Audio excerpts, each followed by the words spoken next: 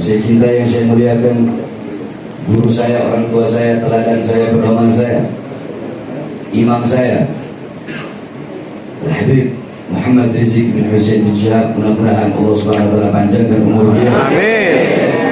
Allah permudah segala urus akhirat beliau. Amin. Allah perkuat langkah kaki beliau sehingga selalu bisa memimpin kita dalam Allah Subhanahu wa taala. Amin. Saya cinta yang saya muliakan para alim ulama, para habaib, para kiai beserta seluruh hadirin sekalian yang dimuliakan oleh Allah Subhanahu wa taala. Alhamdulillah, segala puji dan syukur kehadirat Allah Subhanahu wa taala. Dialah Allah Subhanahu wa taala yang maha besar. Yang besar selain Allah kecil. Dialah Allah Subhanahu wa taala yang maha perkasa, yang maha kuat, yang maha lemah, yang maha kuat, yang maha perkasa, yang kuat dan yang perkasa selain Allah lemah, yang besar selain Allah kecil. Dialah Allah yang maha kaya, yang kaya selain Allah miskin.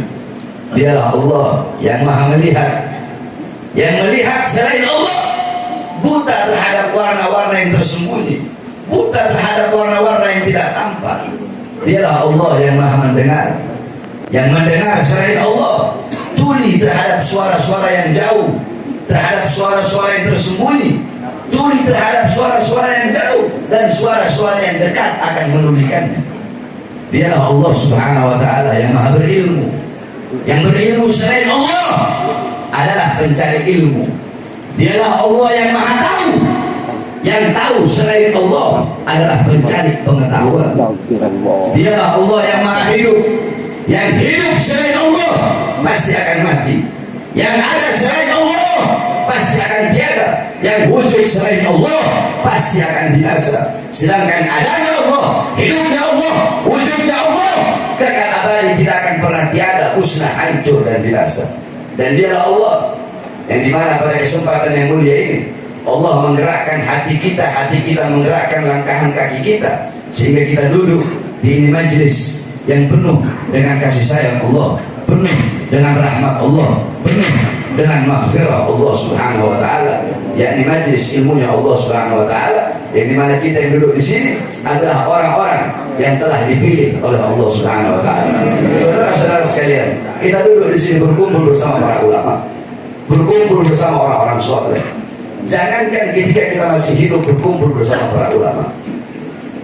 Dalam satu kitab diceritakan dulu di Zambal yang di pemakaman para aulia, di situ dimakamkan Bagi Mughadam Muhammad bin Ali Ba'aluni.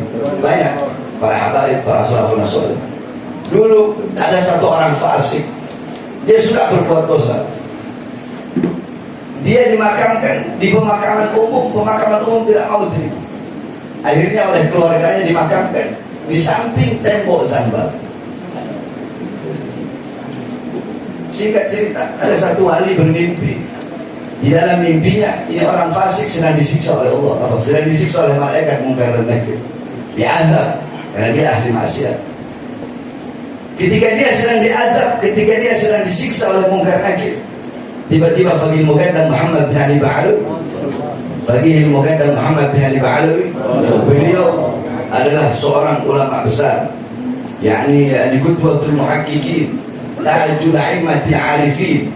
Beliau adalah datuknya Segaf, Idrus, Habsyi, Attas, Ishaq dan lain-lain.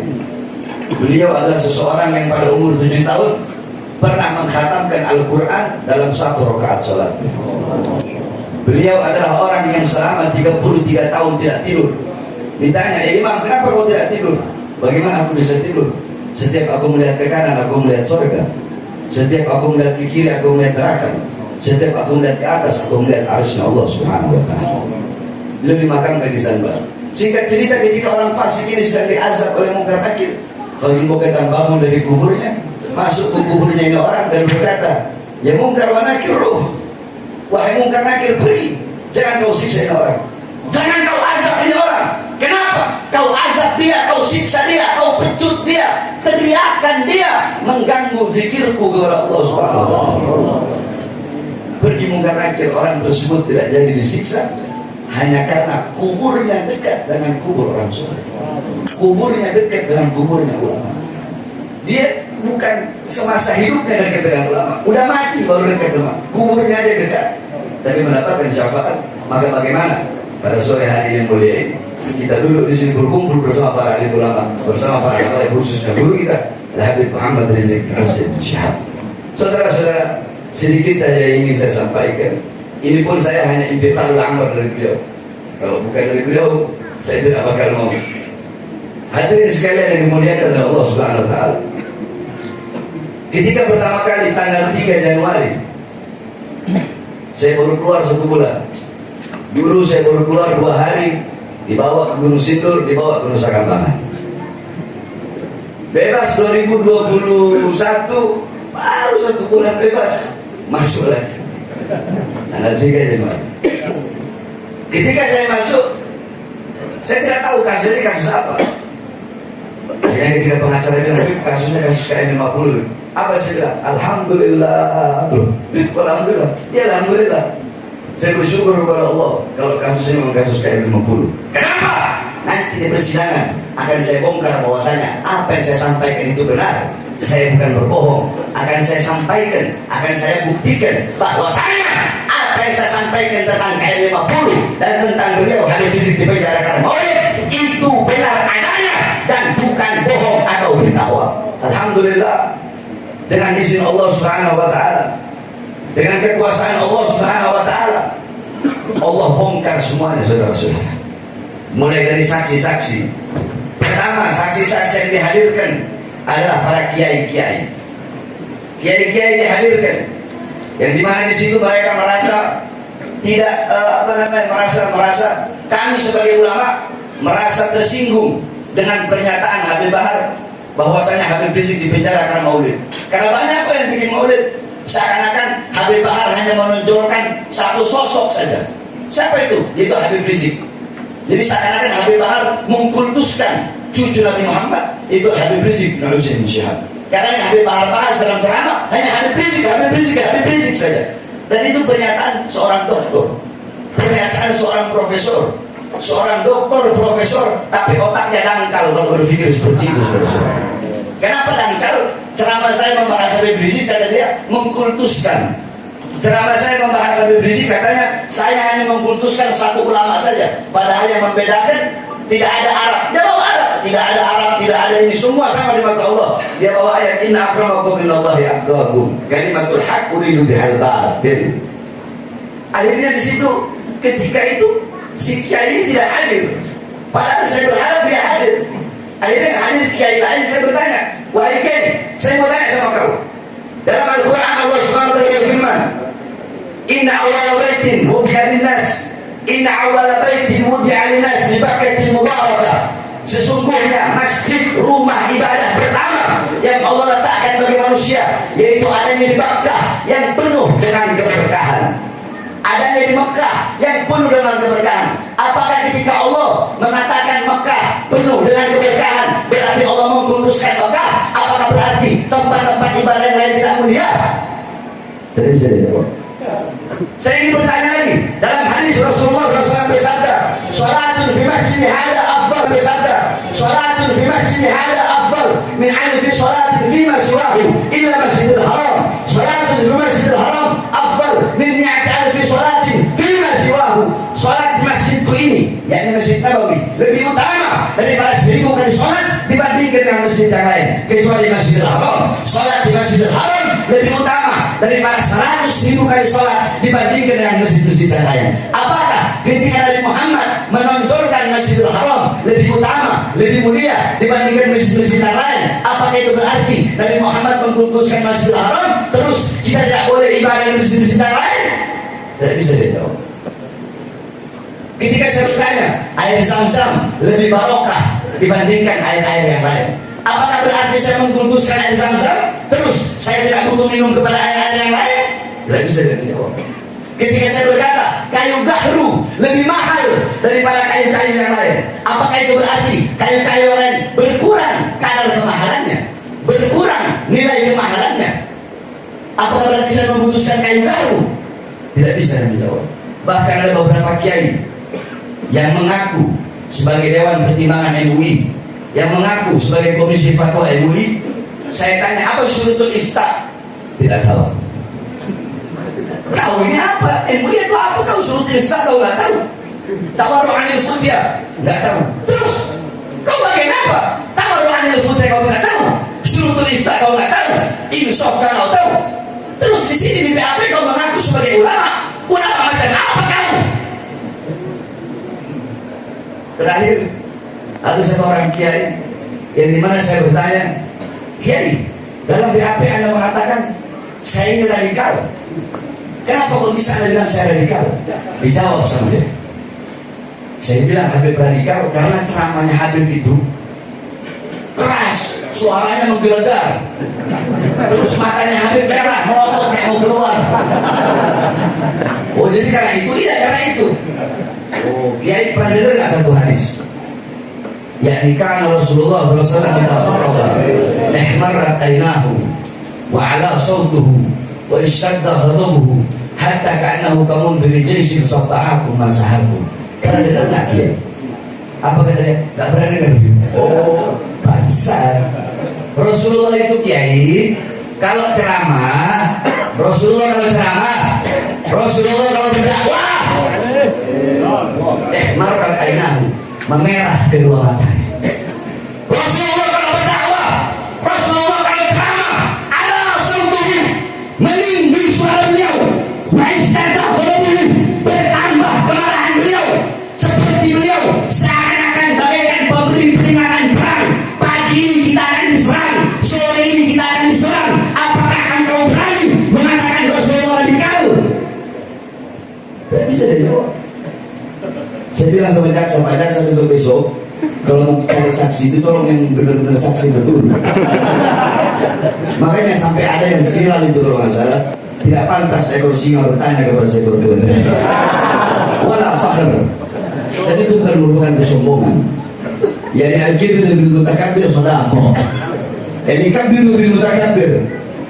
Sombonglah engkau 1010 kali kepada orang-orang yang sombong. Yang terakhir ada satu kiai lagi, masih kiai ini, belum saksi ahli. Ada satu kiai, dia bilang Habib itu kalau ceramah kata-katanya kotor. Oh kata-kata kotor. Emang kiai pernah lihat saya ceramah dan saya bilang anjing? Enggak. Ada saya bilang babi? Enggak. Terus apa yang pernah didengar? Bangsa. Oh ya kalau bangsa saya sering saya. Itu kotor. Iya itu kotor. Makanya dari situ saya bilang Habib itu radikal. Oh, kiai. Coba buka kitab Tarikh Ibnu Jarir At-Tabari.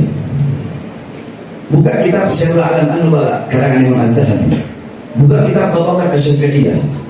Buka kitab tafsir Al-Imam Ibnu Katsir. Di situ dijelaskan bahwasanya dulu Rasulullah duduk bersama para sahabat. Tiba-tiba datang Urwah. Urwah datang dan berkata kepada Rasulullah, "Wahai Muhammad, suatu saat sahabatmu bakal meninggalkanmu. Wahai Muhammad, suatu saat sahabatmu bakal meninggalkanmu." Ketika Abu Bakar As-Siddiq, sahabat yang terkenal lemah, lembut, bijaksana, mendengar perkataan Urwah, gama beliau berdiri. Apa kata beliau? Ya Urwah, umsus badrillah. Tahu dia? Kayak tahu dia? Nggak tahu. Oh nggak tahu. Mau saya jelasin? Boleh. Oh saya nantikan. Umsus badrillah.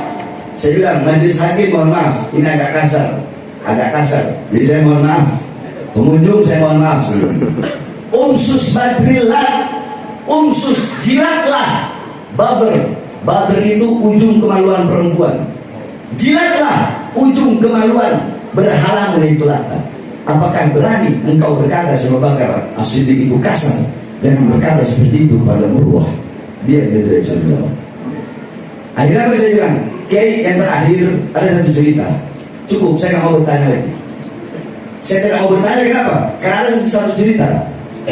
Dulu ada seorang pejuang. Ini pejuang, dia dikejar seekor kerbau. Tapi dia lari dari kejaran kerbau itu. Orang-orang bertanya, wahai pejuang, kenapa kau lari? Bukankah kau bisa menumbangkan, engkau bisa tumbangkan, kau bisa kalahkan kerbau itu dengan satu pukulan?